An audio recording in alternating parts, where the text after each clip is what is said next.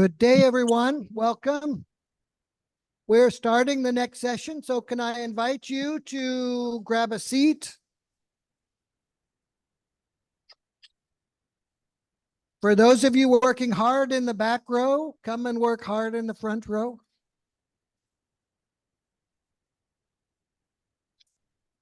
Запрошуємо приєднатися до сесії. Today we have a very interesting panel on education, nature-based education, with a particular focus on how we create systemic change. How do we motivate and energize our educational system to leapfrog into a new way that looks at biodiversity, climate, social justice, peace, all in one package? We have 4 great speakers. 2 are available virtually and 2 are with us in person. My name is Sean Southey. I am chair of IUCN's Commission on Education and Communication. So I have the lucky job of living every day with educators who really care about shifting behavior. Yeah. For those of you who are hearing sounds, Raymond, Alexandra in the background. Yeah. Good. It's the pavilions next door are also passionate and also excited. Okay. Oh, they don't hear. Excellent. Okay. So we're going to start 4 sessions. The design is 8 minutes, 10 minutes per session, followed by Q&A, and then open up to an overall Q&A. I am going to challenge each of the speakers to think about what education means and present an innovation, a systemic innovation that they are experienced with that has allowed them to see change in young professionals in the way they look at the world and share the different ways they've been motivating that change. It'll be a little bit of theory and a lot of concrete examples. So welcome to our session. Raymond, you're first. I'm going to ask each speaker, because they know themselves much better than me, to take the first 15, 20 seconds to introduce themselves, where they're from, their affiliation, and why they're excited to be here. Raymond, over to you, my friend. Right. Yeah, good morning, Sean. Good morning, Diana. Good morning, Kodoko, and all others joined. The first thing I want to say, I envy you being there, sitting there with your badges so relaxed. I haven't been able to grab my badge. I may have grabbed an old badge because I'm long-term COP veteran, if you may call me so long time, almost 2 decades participating, and I will be participating in the second week, and I apologize that I couldn't be here today. So what are the educational elements I'm going to shortly introduce you to is my teaching at the University Viadrina in Frankfurt in Germany. Mainly, it's not really an innovative element. It's actually a movement, a very old movement that has changed already quite our thinking of international processes. That is called the Model University Network of the United Nations. And well, the innovation or the specific feature that is relevant probably to talk about in this room is the role of peace and conflict in understanding international negotiation outcomes. I'm an economist by background, but in my teaching and research, I approach this issue from a global governance perspective that does appropriately encompass some economic matters too, as can be well observed in this year's negotiation, but not only those. Global governance processes encompass the coordination of measures between transnational actors, the promotion of cooperation, the settlement of disputes, and the management through collective action. It includes the creation of negotiation outcomes, the financing, obviously included, the monitoring, and the enforcement of roads. Various actors are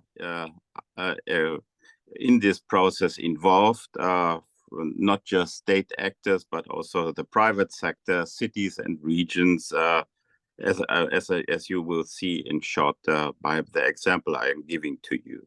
So governance goes beyond what is governant, and definitely it encompasses some elements of economics, but not only.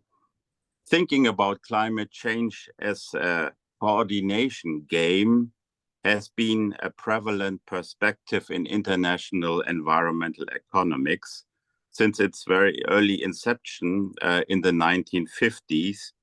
It was subsequently refined by Nobel Prize winning economists Paul Milgrom and Robert Wilson.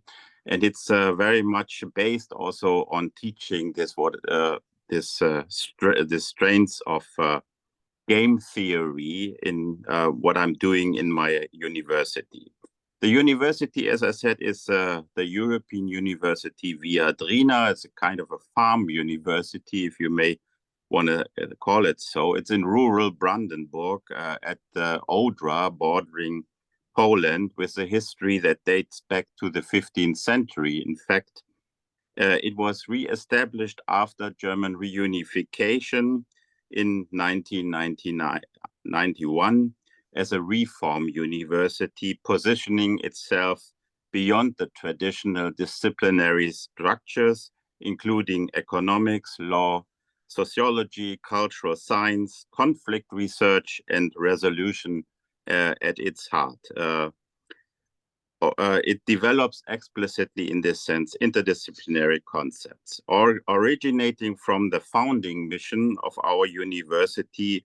It's a university to cooperate between Germany and Eastern European states, and it has evolved in many respects as a pan-European integrative university in all disciplines.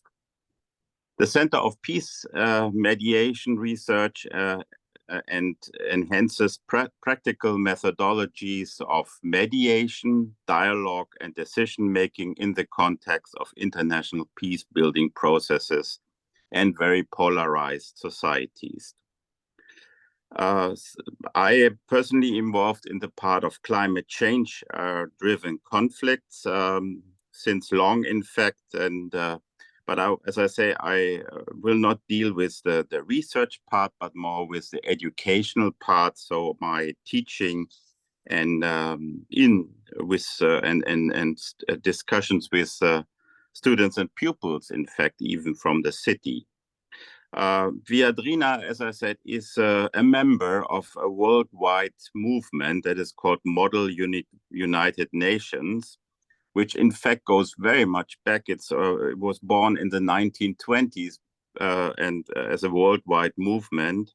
In our university, we started with Moon in 2014. It is a way of educating students with the aim to give students the opportunity to experience how diplomacy works and how it may help to solve international conflicts, but also what are the limitations of this sort of processes.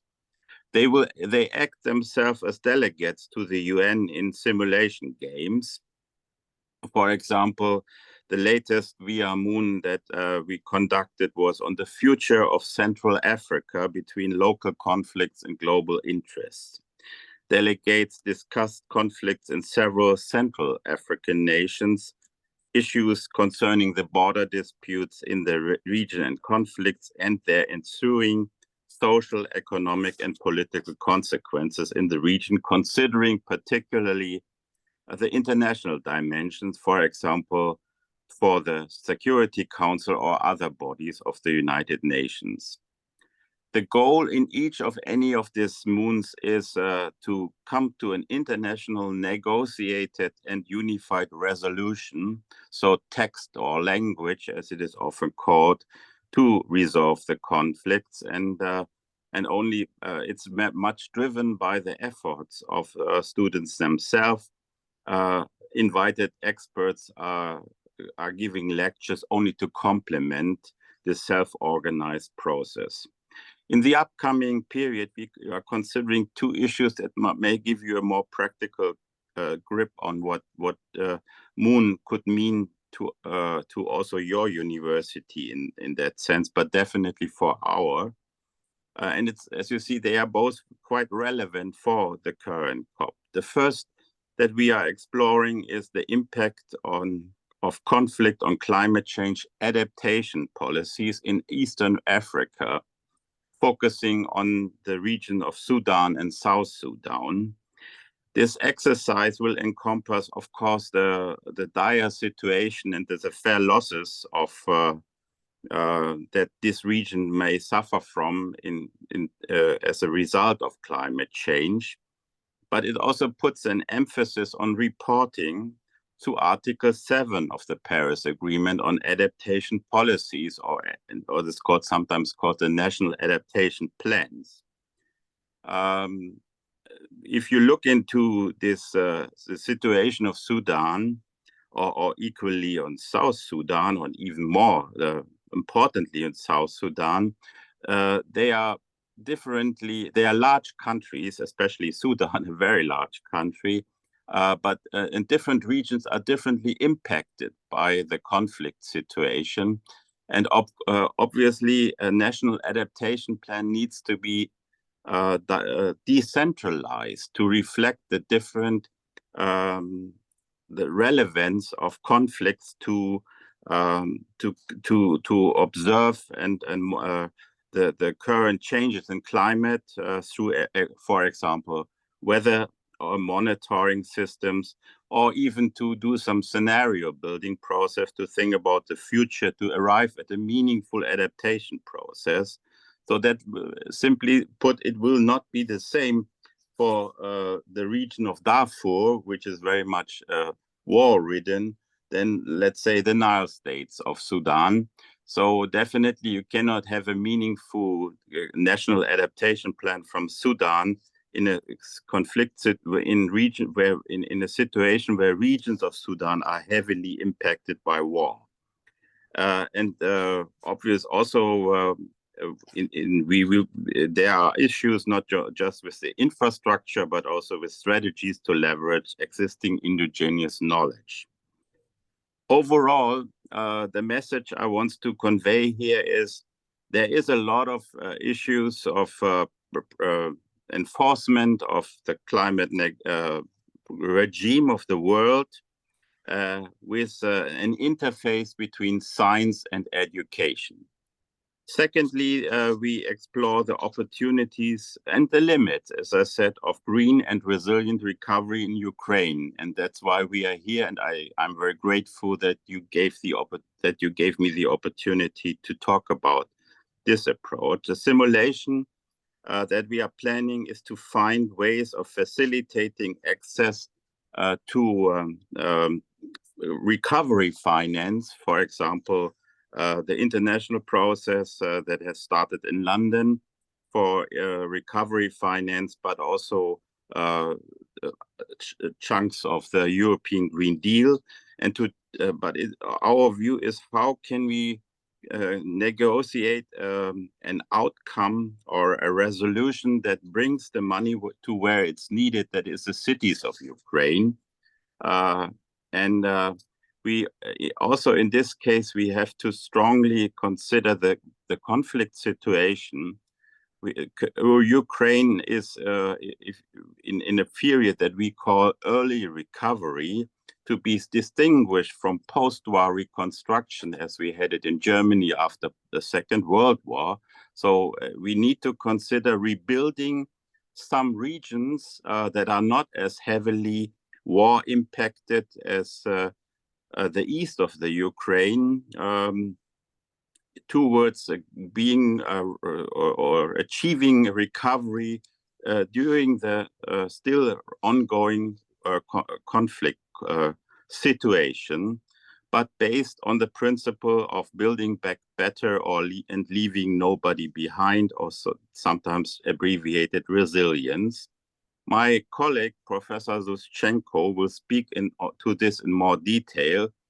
For this, I'm simply proud to announce or to inform you that we are working with this very old concept of Moon in very actual and topical and relevant negotiation situations jointly with Ukraine, and that we have now found the Center of Polish and Ukrainian Studies at the university in Frankfurt 2 days ago. So thank you very much again, Sean, Diana, and Tomoko, for inviting me to be part of the panel. I wished I could be sitting next to you. Over to Alexander. Thank you, sir. Professor Raymond shared us many interesting thoughts, so I appreciate it.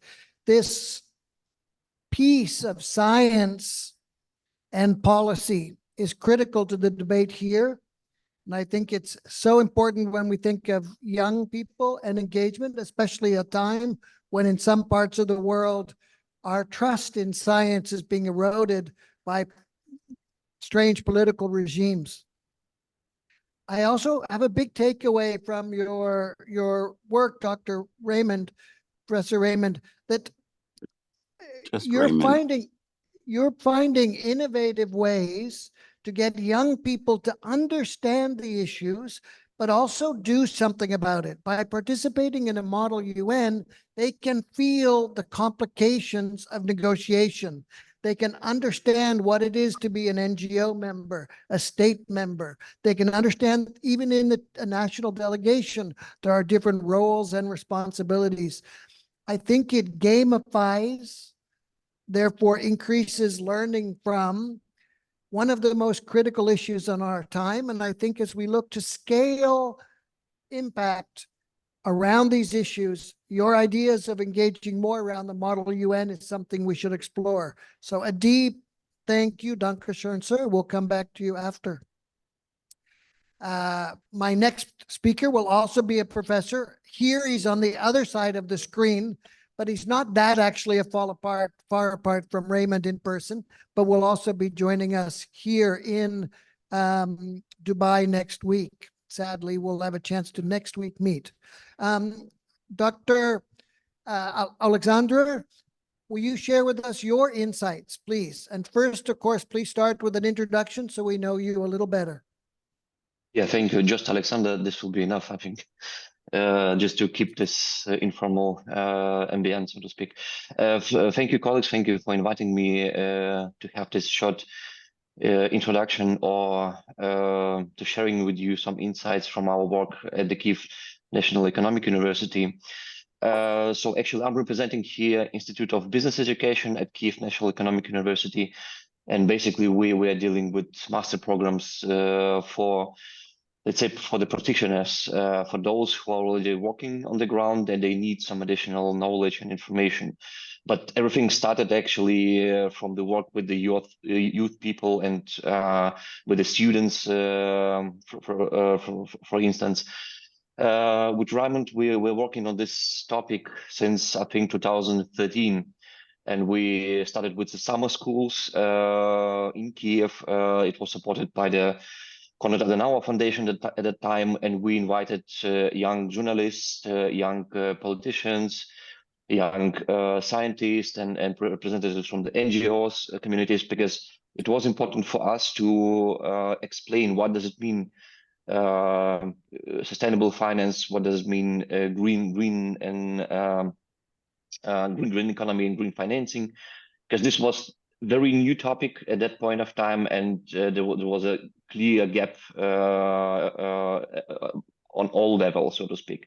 So this was our starting point, and it brought us already good, let's say, fruits, so to speak, because most of those attendees of those summer schools now they're working almost on the same issues, but already in different countries, not only in Ukraine. So for them, it was clearly and is clearly a benefit out of participating at that summer schools. Our next, let's say, move or step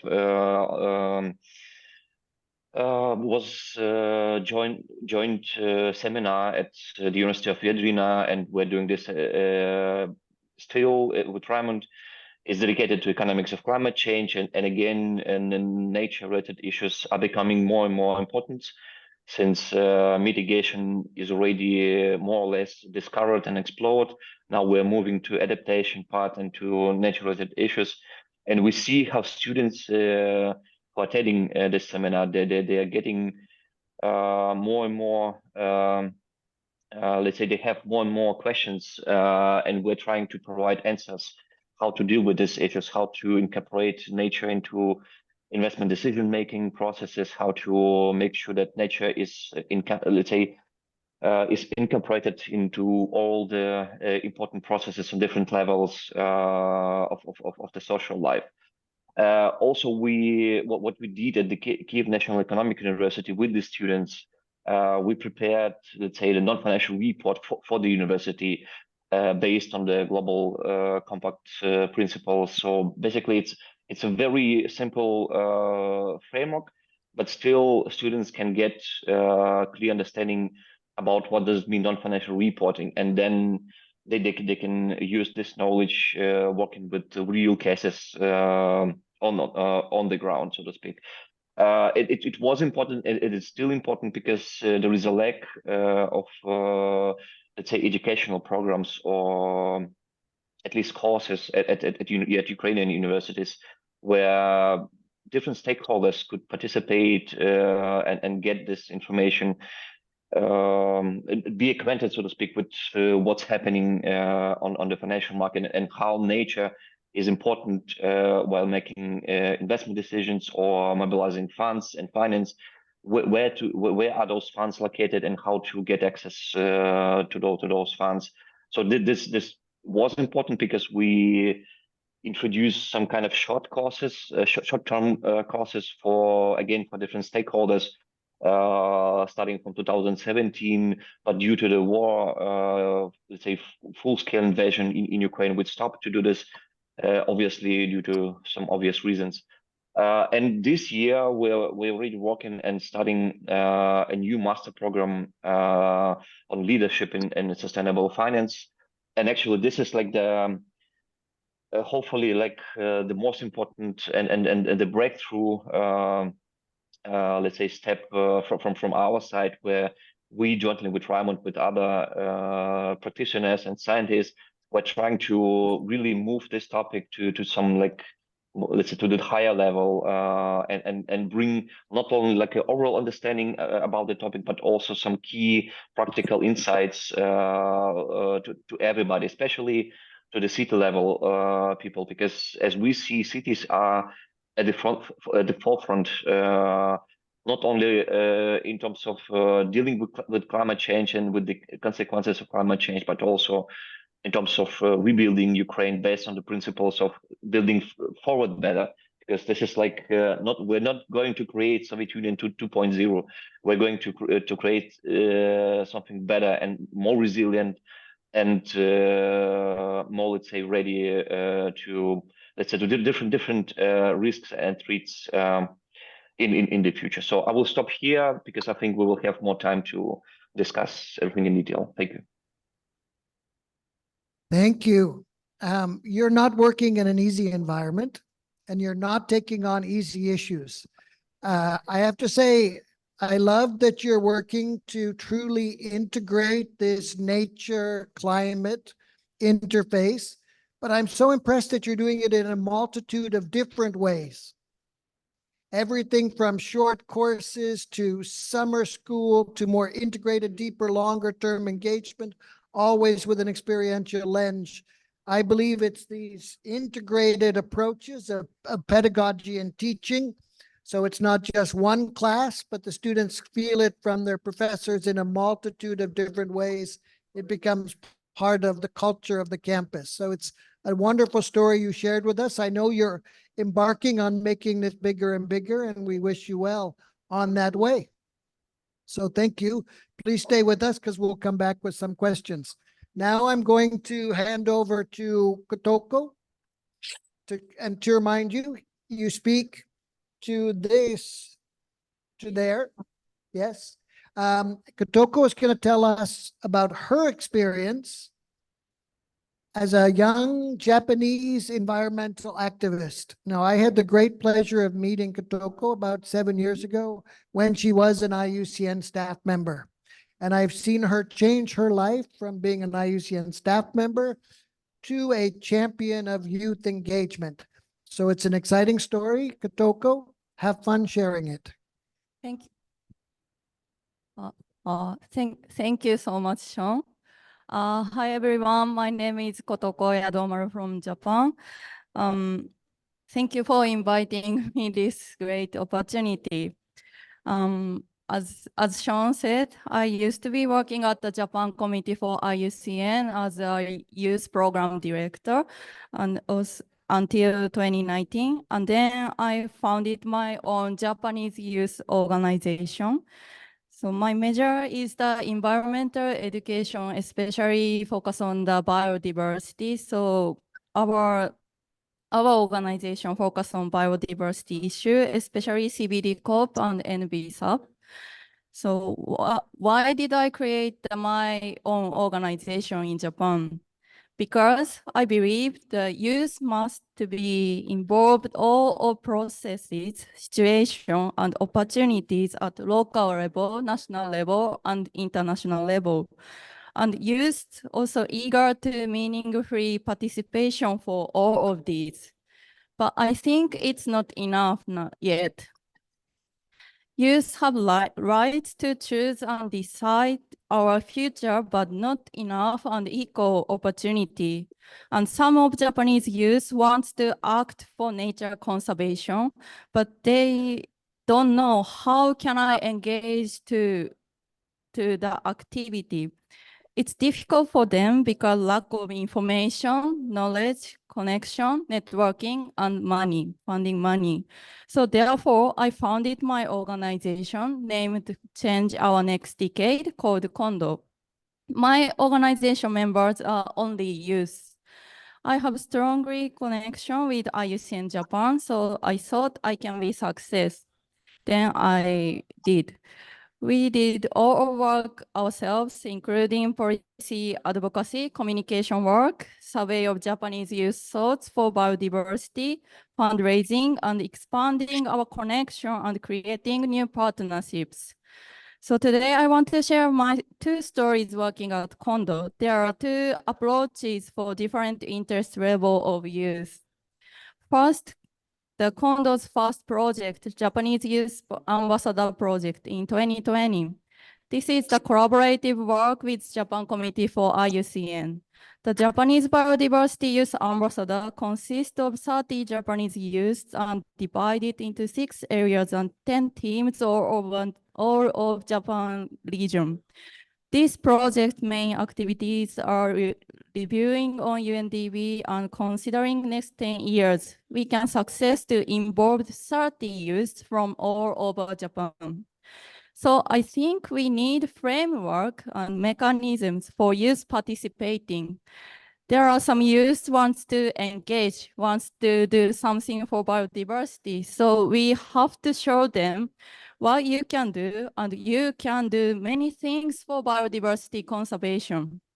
The second work, I want to share my work at CBD COP15 in Canada last year.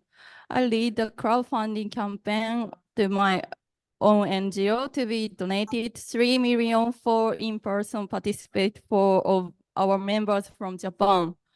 Our main work was telling to Japanese people what is happening at COP and bring youth voice from other countries. Why did we do? Because many Japanese youth have no opportunities to listen and know about other countries' youth. What do they think? What they come to COP? What is the biodiversity issue in their countries, etc. I believe one of the chances to change their thoughts and behaviors for biodiversity if they know what happened at the COP. because I am a person who have been changed the behavior to participate the COP. But Japanese youth have some challenges, for example, money for traveling, connection to participate, and language barrier. So we created around 20 videos about youth interviews from all over the countries. Then we translate and added Japanese subtitle to the video and posted our Instagram and YouTube. These videos' impression was higher than before our post, so we think it's useful and inspired the Japanese youth. In conclusion, I would say there are many types of youth and they want to do something. So youth have diverse. So when we approach and involve them, we should know their interest level and do for appropriate approach their level. Thank you so much. Thank you, Kotoko. I love how these stories are adding up. From Raymond, we heard about approaches of getting youth into established mechanisms like the Model UN into heavy action-oriented doing and learning. From Alexandra, we heard about changing the way a school is run so that integrating climate with nature is in the classroom, but it's also in the sessions around the classroom, summer school, etc. And now from Kotoko, we hear about youth taking leadership themselves to create mechanisms to not only get themselves involved, but to encourage that involvement back home in their community. And I start to ask myself the question, is one of these better? And I'm quickly reassured, no, you need them all and many, many more. We need a movement to cascade of innovative approaches. So thank you, Kotoko. Now I'm going to turn. Go ahead, Raymond, please. Yeah, if I could, talking about movement, I didn't use the term moon courses or seminars or an organization. It's actually a movement. It's a shared spirit of approaching the global problems ahead. And I think one of the issues that is maybe relevant and shared between all of us is also the issue of own organization. We are a foundation university, so with some grants from the states, but we created an own organization for the moon movement in our university. So they have a little of funds from the university. They also use crowdfunding to support their work, for example, travel, if it is included. And there is a small amount of travel that was made available for COP participation from students of our classes, which I find very meaningful, and as it adds to the movement. And I think the idea of aligning an own organization and working in the spirit of a movement rather than a teaching curriculum is quite relevant to move forward. Over from here. Thank you, Raymond. I could not agree more. One of my favorite words by chance, Raymond, is this movement, this concept of movement, because a movement is not owned by any one group. It's a whole plethora of partners under a whole plethora of brands, many different funding mechanisms, but with a high level, consistent goal. And they get strength by being together, and they have impact by being together. I think these COPs like this, Raymond, are wonderful opportunities to help diversify and build that movement. I'm going to hand over now to our last speaker, Diana. And Diana is very close to me because Diana is a member of my steering committee of the IUCN Commission on Education and Communication. She is the regional vice chair for Eastern Europe, Western Europe. and a true advocate of youth work. We recently set up a youth advisory committee for IUCN that took about 3 years worth of work. And Diana is the co-chair of this body. So Diana, tell us a little bit about your work, what excites you, and if you're bold, try and sum up from what you've heard from the 3 other speakers and give us some thoughts on a way forward. Thank you. And thank you, all the participants. Indeed, my life story is about, in my own life, connecting East and West. Coming from Ukraine, I've been living for the past 10 years in Lithuania. And what brought me there is my work in academia. Research and teaching are an important part of my life, and my professional pathway has been taking turns. But I come back now to academia as a PhD student, and my studies, my passion for understanding really financial systems and green finance, and making sure that integration of all the knowledge available in Ukraine is available outside, as well as connecting in my personal life scale, connecting the knowledge of Western scholars into the practices I research on and discover, and finding ways to connect more use to the knowledge and capacity building opportunities, information, networks, entry points for career growth. All of that for me is the key of working in academia. Education and communication in my head are very tightly related. I have recently established my own NGO, an institute, Sustainable Narrative Institute, because narratives as such, narratives on sustainability in particular, are all about really transferring the knowledge, transferring the information, and bringing everyone to the same common ground, building that common understanding of problematics, introducing people to new information, or ensuring that they have better vision and understanding of it. And when you work with young people, which I often do for past many years, in different youth settings, in different international organization settings, I get to understand that meaningful youth engagement in high-level events, in international organization structures, in the grassroots work, all boil down to capacity building and enabling youth with information, as in educational process, teaching, passing on that narrative that conveys strong information within it.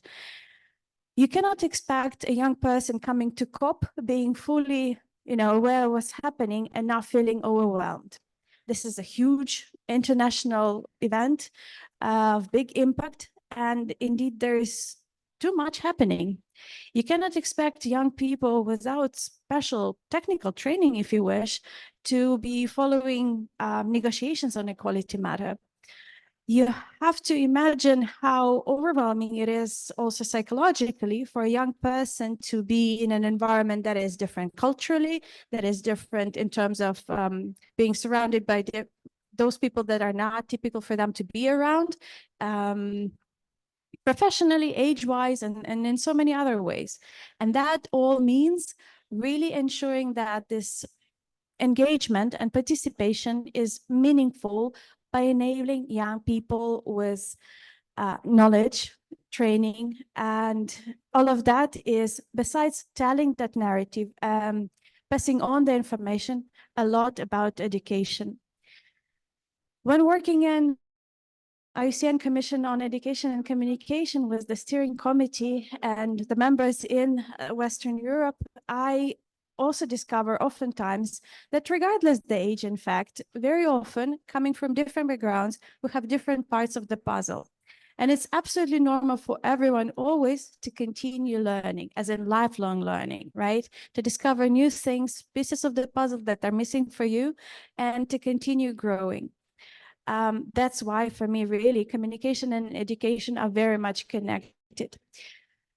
What is important, connecting these two worlds in my life, East and West of Europe, and really beyond the continent that I belong to, is enabling young people also through platforms to participate in learning process, because it's all about learning in the end. You get to meet exciting people that tell you things that you haven't heard before. You get to learn different perspectives, and to be in those spaces, young people have to have entry. What is important in the context of speaking about resilience and system thinking in Ukraine is one of the events that took place end of September that I co-organized with my colleagues, and we have a separate session on December 8th in Ukrainian Pavilion on it as well, the Regional Conference on Youth. While UNFCCC has youth constituency Yungo, it has its own infrastructure of local and regional events, and COP is always preceded with COY, Conference on Youth, where the global youth gathering takes place before COP. So the regional COY is one step before COY, if I may say so. Regional COI for Eastern Europe took place in Warsaw, and participants from more than 16 countries participated in it. So around 70 people from all over Eastern Europe were able to come, tell about their work on the ground, learn from others, exchange thoughts, get inspired, establish networking opportunities among themselves, and all that enables them to continue to grow, continue to build partnerships that bring their work to spotlight, but also enhance and build on. And such opportunities to be visible, to learn, and to enhance the work that they do on the ground are very important, and to continue organizing such events, in my personal opinion, is crucial, and I definitely commit to continue contributing to this. When you think about these different elements to enabling youth, combining communication and education in different approaches, as in through events, by training that could take also place online, and successfully organizing these workshops and trainings to ensure capacity building for youth. All of this truly is, different elements of the same one holistic approach in terms of engaging young people in meaningful ways to participate in different organizational structures, processes, and have impact on them. Because when you're equipped with knowledge, you're better prepared to have meaningful contributions. Maybe I'll stop on this, but happy to reflect further. Thank you, Diana. And I love your mantra of meaningful engagement. It's what I hear in all these stories from each of the four speakers in sharing their wisdom, is they're creating meaningful ways for youth to engage. I believe there's been decades of work where youth have been brought to the table where it's been less meaningful. It's very easy to make a panel, have it superficial, invite someone to consult, but don't listen to them. There's many ways that we can not take a voice seriously. So I want to open up to the four panelists. Just a first question, if I can, on how do you make your work meaningful so those youth are actually making a difference and feel they are contributing? Perhaps I can start with you, Raymond.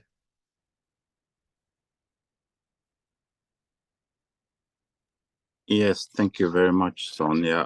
I'm also reflecting on what has been presented to us. And one thing that comes to my mind is to become meaningful through local processes.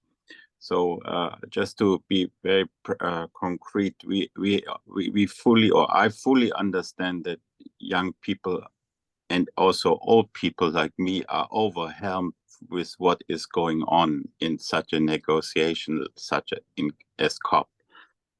So as I understand, there is this movement to have the regional COIs, but I think it should go beyond.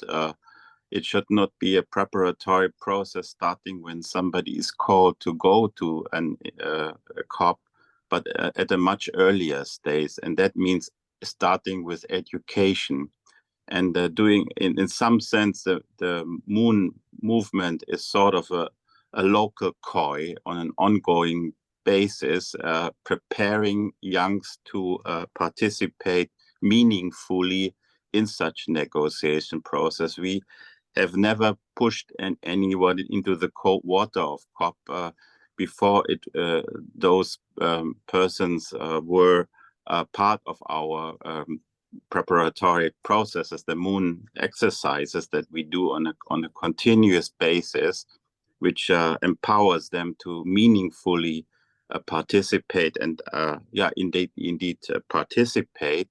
I fully appreciate that the UN has now established the Youth Parliament and that ambassadors of the Parliament are now part of the core of the negotiation of COPs.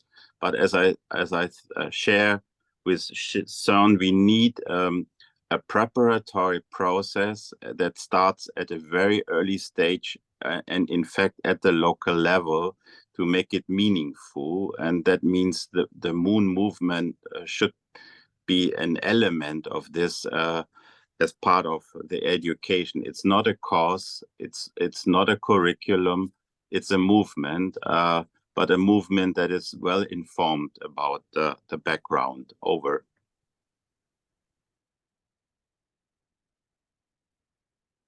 And I love this insight, and this insight that early preparation matters. You brought this up also. Capacity building matters. Starting local matters. Dealing with issues which are close to you and that you understand allows you to move up and later deal with more complicated issues. I love it as a cascading strategy of making the engagement meaningful. So thank you, Raymond. Alexander? Yeah, thank you. Maybe I will share some insights from my side, and maybe this will be like the role of youth in improving or changing the quality and the content of curricula at the university, because as you see, our topic is like is being covered mostly by the practitioners, by the financial market. This is what I see.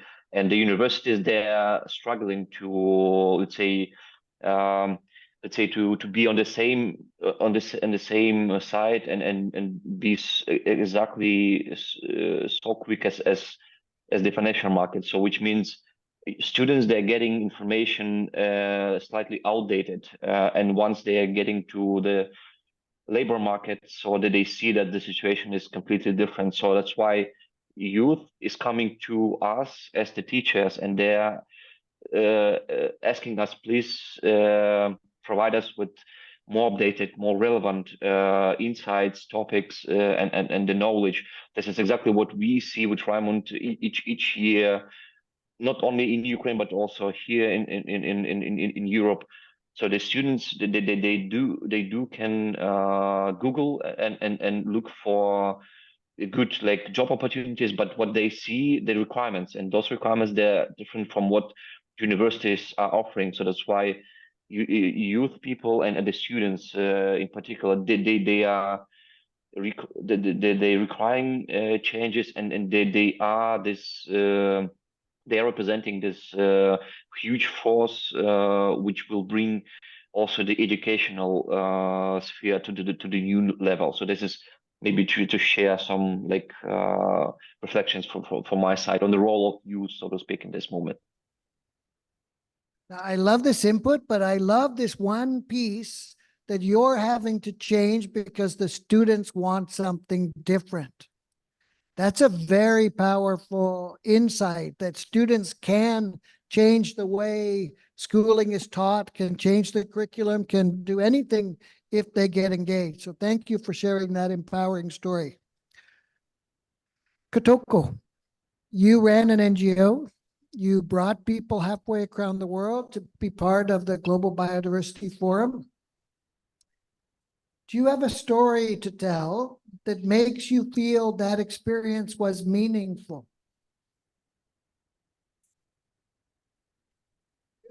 One of your participants.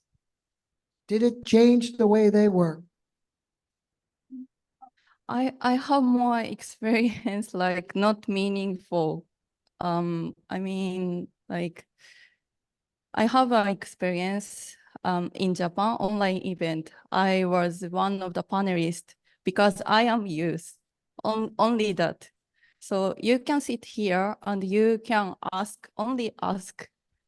I didn't know why. I am a panelist. Maybe I can explain about the CBD process, CBD negotiation matter, but he organizer said, you can only ask something. Then expert will answer to your question. I think it was not meaningful youth engagement, not meaningful because they need only want to sit here as youth. So no, well, everyone, not they don't need me, only youth. So I think the situation is getting better, but in Japan, a lot of organizations do something like that. So we youth stakeholder need to push more meaningful youth engagement and continue. Not only biodiversity field, also the climate field, is SDGs field, and we have the connection and network. So we have to push the meaningful. So why do you want to invite me as a panel? Why? So the organizer have to be clear the reason why do I want to invite you, and also no youth stakeholder have to recognize the youth wash. We are very care about the youth wash. My story is also the youth wash, I think. So, but they didn't know. So they have to recognize, and they change their mind. They have to change your thinking, and yeah, they Oh. have to do something like that. Thank you, Kotoko. I love this reminder that once you see something, once you identify it, like Youth Wash, then you can start to overcome it and demand a more meaningful engagement. So I appreciate your answer. I'm going to give the closing words of our panel, unless there's a question from the participants. I'm going to give the closing words to my dear colleague, Diana. Wrap it up for us. What should we be thinking about? Where should we be going? What are our priorities? Thank you. You know, I also want to reflect on what Kotoko was just mentioning in terms of, because I really think it's very important, especially in, considering that I have this bias myself. You know, when it's part of your culture to also show respect to people who are older than you, when the other way around, there is maybe, and like you said, people might not understand, not comprehend fully that they're giving you only this space, right? And it could look different just because everyone is used to handling it in a certain manner, that youth may come with questions, which is just enough, supposedly. But in fact, this is not so much full youth engagement, right, in full capacity. So this assessment, reflecting on how we handle the educational process, how we engage youth, are we really enabling them to full extent, considering the different biases that are there, and they're not necessarily with bad intention, but really fully being aware of what is there and how we handle educational process, what could be fine-tuned, what could be revised. We talk so much about youth today in this panel because essentially, if you think of it, they are a huge stakeholder group. You say sustainable development, but it's almost a philosophical concept, if I may say, right? It says where we should be going, but it doesn't really tell us how.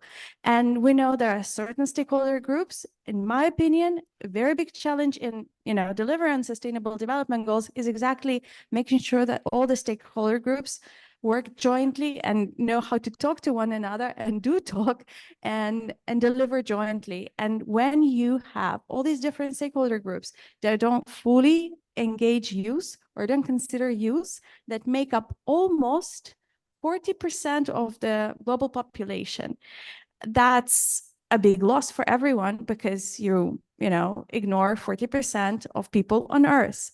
And that's a lot of people to ignore. And when you consider about educational systems and the educational process, when you talk about nature education, you say about, in very simple words, education that is created, rolled out, provided with nature in the heart of a lecturer and on the other person, on the other side of the process.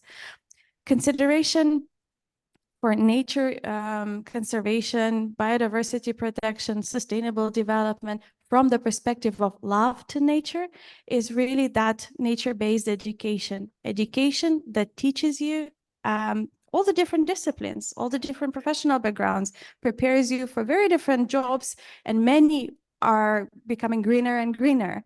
So having introduction of young professionals, this labor force that enters the labor market, being prepared to step into those newly created jobs that maybe didn't exist 5 years ago. And it's very true what Alexander is mentioning, that we're teaching people today some of the skills that by the time they graduate, and maybe that's in 1 year time, will be a little outdated.